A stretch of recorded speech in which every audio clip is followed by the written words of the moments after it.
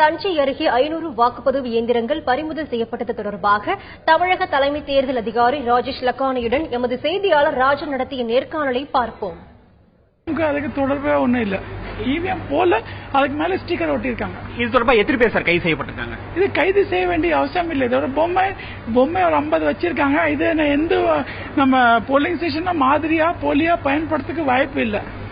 சரிங்க, இது மாதிரி மாதிரிகள் தனியார் தயாரிப்பதற்கு தேர்தல் ஆணையத்தில் அனுமதி உண்டுங்களா? பொம்மை தயாரிக்கிறதுக்கு நம்ம ஒன்றும் இல்லை.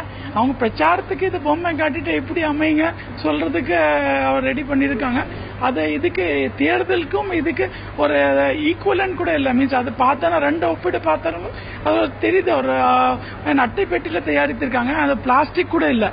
ஸோ அந்த சின்ன காஸ்ட்லயே அவங்க பிரச்சாரத்துக்கு பயன்படுத்துறாங்க. அதுல ஒன்றும் பிரச்சனை இல்லை. அதுல ஒரே ஒரு வேட்பாளர் பேர் மட்டும் இருக்கு சார். இல்ல, அவர் தன்னை பிரச்சாரம் பண்றதுக்கு புது யுக்தியா இது மாதிரி தயாரித்திருக்காரு. அது ஒரு ஸ்மால் அட்டை பெட்டி தான். அதுல ஒன்றும் பிரச்சனை இல்லை.